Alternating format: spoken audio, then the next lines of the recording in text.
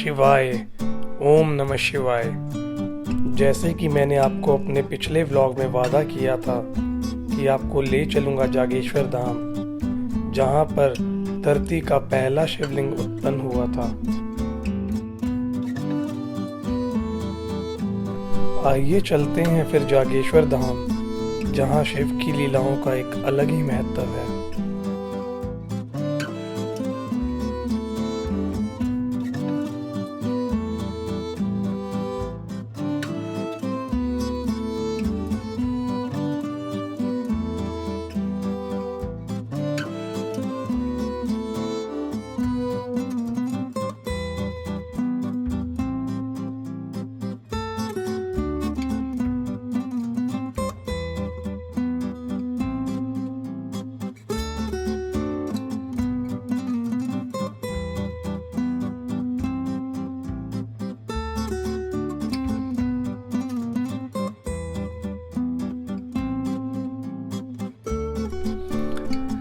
जागेश्वर धाम को 8वां ज्योतिर्लिंग भी कहा जाता है। मुख्य मंदिर में कैमरा ले जाना वर्जित है। हमने भी मंदिर के निर्देशों का पालन किया।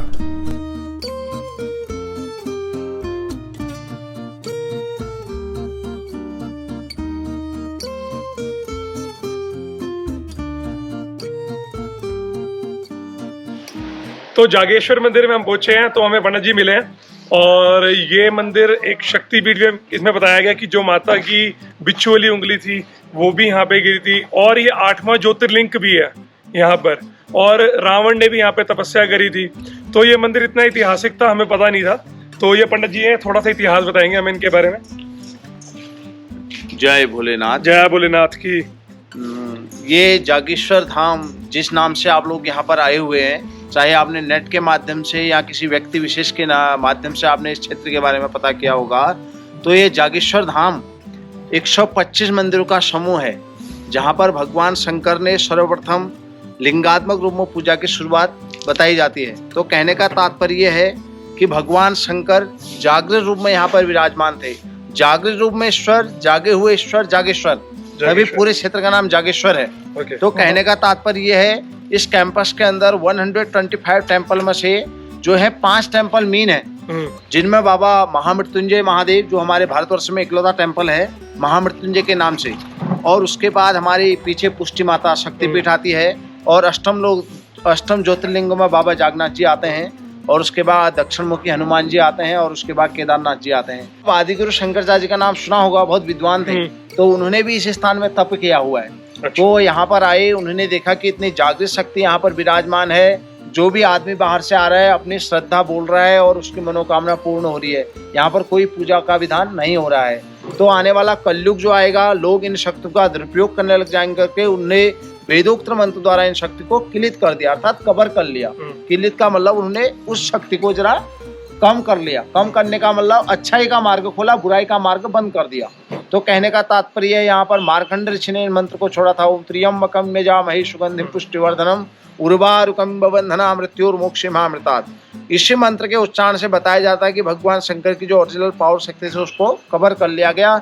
यह दृढ़ संकल्प लिया कि आने वाला कलयुग जो है पूजा अर्चना करे, भगवान का जाप करे। इसी मंत्र के उच्चारण से भगवान शक्ति, उसकी शक्ति को जागृत करने के लिए ये मंत्र छोड़ दिया गया, और इसी मंत्र का फल मिले और भक्त अपने श्रद्धा से यहाँ पर पूजा पाठ करते रहे।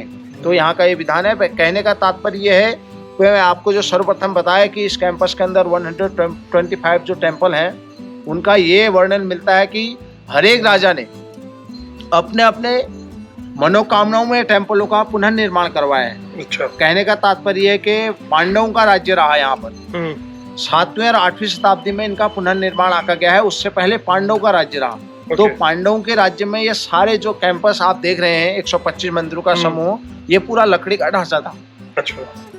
तो ज्यादा वर्षा यहाँ पर होती थी, तो सारे जो है लकड़ी क्षतिग्रस्त हो गई। तो राजाओं का राज्य आया, कत्तूरी वंश राजा, शालिवाहन और चंद्रवंश राजा हैं। इन राजाओं ने इन टेम्पलों का पुनर्निर्माण करवाया था। 7वीं शताब्दी से 13वीं शताब्दी तक इनका पुनर्निर्माण होता रहा। तो कहने का तात्पर्य है, इसमें वर्णन यह भी मिलता है कि टेम्पलों का जो पुनर्निर्माण है, एक ही रात में टेम्पल बने हैं। एक हमने दंत कथा सुनी है पर ये हकीकत है या नहीं हम तो इसके बारे में जानते नहीं है। फिर मैं आपको बता रहा हूँ कि यहाँ पर ये भी दंत कथा होती है कि एक ही रात में टेम्पल बने हुए हैं। तो कहने का तात्पर्य ये है कि इसमें पाली भाषा के भी उल्लेख मिलता है। अच्छा। हर एक शिला में आप मंदिर के कहीं किसी भी कोने में आपको जो भी छोटा बड़े टेम्पल मिले या बड़ा टेम्पल मिले, हर इसमें पाली भाषा लिखी हुई है। ठीक है नहीं?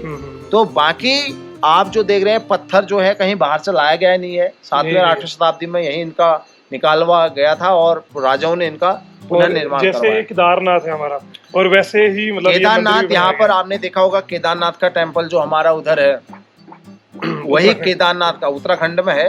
तो उत्तराखंड में जो केदारनाथ वो बड़े भाग में है, ये छोटे भाग में है बात वही। अच्छा। ठीक है नहीं? यहाँ पर अष्टम ज्योतिर्लिंगों में आका गया है। अष्टम ज्योतिर्लिंग का मत ये है कि यहाँ पर भगवान शंकर जो हैं अपने आप स्वयंभू हैं। जो शिवलिंग अपने आप धरती से स्वयंभू होते हैं वो अष्टम ज्योतिर्लिंगों में आके जाते हैं। और बताया यह भी जाता है कि यहाँ पर भगवान शंकर जो हैं बहुत जागृत रूप में है, तभी जागनाथ के नाम से टेम्पल विख्यात है। और अर्धनागेश्वर के रूप में टेम्पल है। आधे भाग में आप माँ पार्वती और आधे भाग में शंकर भगवान जी ये आका गया है। बाकी महामृत्युंजय महादेव की अपने आप में एक बहुत बड़ी लीला है। कहने का तात्पर्य ये बहुत जागृत पिंडी थी। शिवलिंग जो था बहुत जागृत था। आदमी अपने स्वार्थ के लिए, मैं आपको सर्वप्रथम बता चुका हूँ कि ये बहुत जागृत शक्ति थी। यहाँ पर निसंतान महिलाएं या कोई बीमार आदमी या किसी के काम न बन पाना, जो भी अपनी समस्याएं लेकर यहाँ पर आता था, भगवान शंकर की ऐसी असीम कृपा है वो अपनी समस्याओं को हल करते हुए जाता है। मंदिर की खूबसूरती देखते ही बनती है। मंदिर के आकार और उसकी महानता की वजह से इसे मिनी केदारनाथ भी कहा जाता है।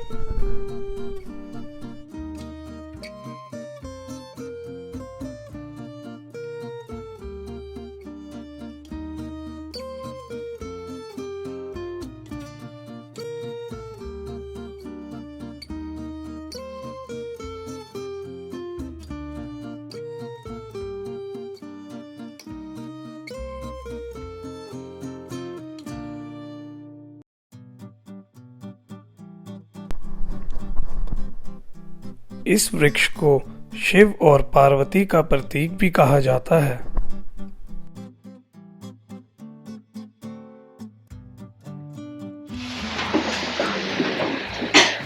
तो भैया की शॉप पे आए हैं। भैया हमें कह रहे हैं छोले पूड़ी खिलाएंगे। भैया चाय भी रख देना। ठीक है सर।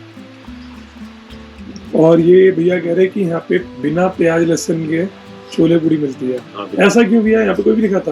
हमारा पूजा के बाद वो नहीं खाते लोग, नहीं खाते? लोग मंदिर में पूजा करने आते हैं।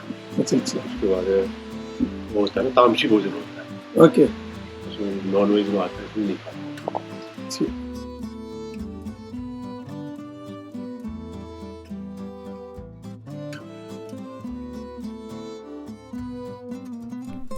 अल्मोड़ा से 8 किलोमीटर दूर पिथौरागढ़ हाईवे पर न्याय के देवता कहे जाने वाले गोलू देवता का मंदिर स्थित है।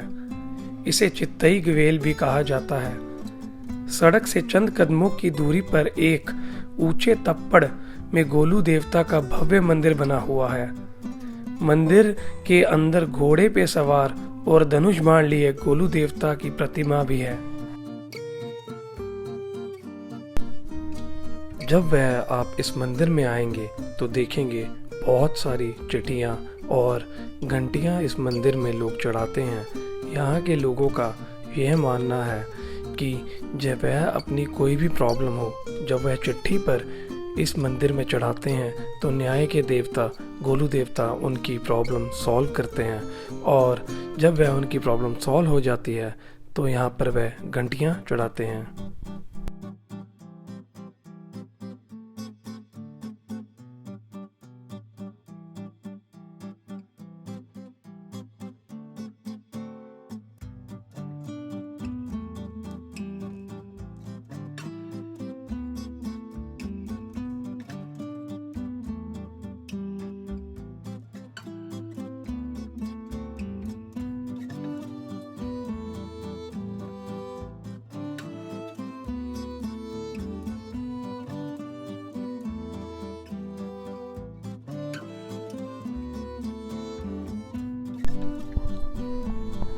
आशा करता हूँ आपको मेरी ये वीडियो पसंद आई होगी।